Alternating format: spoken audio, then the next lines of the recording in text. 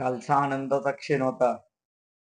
सर्वप्रथम मी माझ्या आई-बाप, जनतेचे, तुळजापूर मतदारसंघ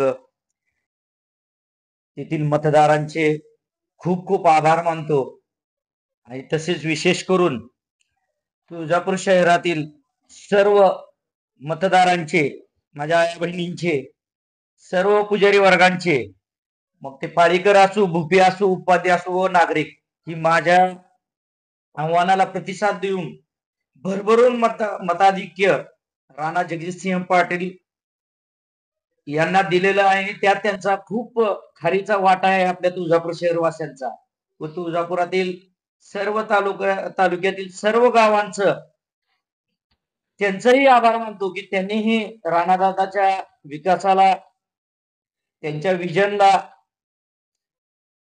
साथ देऊन अतिशय मोठ्या मताधिक्यानं निवडून आणण्या जो वाटा आहे 72 गाव आणि शहरवासी आणि तुळजापूर तालुका यांचं सर्वांचं मी हात जोडून नम्रपणे आभार मानतो. दुसरी गोष्ट आहे बांधवांनो, की मी आव्हान केलं होतं 23 तारखेला गुलाल उधळून आई भवानीच्या चरणाचं कुंकू माझ्या मस्तकी लावून, ते तर मी आज आता लावलेलंच आहे. कालच येणार होतो आपल्या समोर, परंतु आपल्यालाच तिकडे कवरिंगला जायचं होतं दादांच्या, त्याच्यामुळं आपण काल पत्रकार परिषद नाही घेऊ शकलो. त्याबद्दल दिलगिरी असावी म्हणून आज आपण सकाळी घेतोय.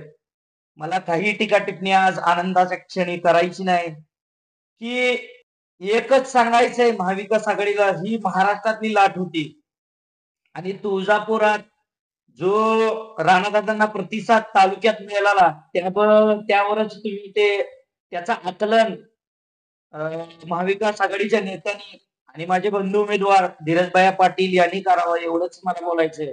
जास्त काय मी बोलणार नाही.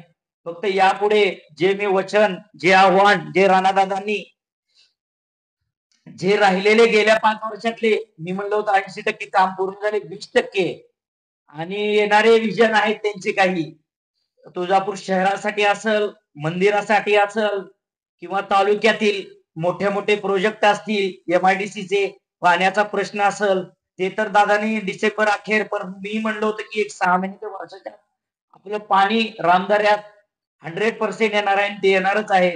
आता तर सत्ता पण दादांची आलेली आहे. आई भवानी चरणी प्रार्थना करतो की दादांना किंवा फडणवीस साहेबाला व महायुतीच्या नेत्या प्रमुख जे नेते आहेत त्यांना आई भवानी एक आशीर्वाद द्यावा त्यांच्या डोक्यात तिनं साक्षात्कार घडवून आणावा आणि राणादादाला मंत्रिपद मिळू दे, एवढीच आई भवानी चरणी मी प्रार्थना करतो.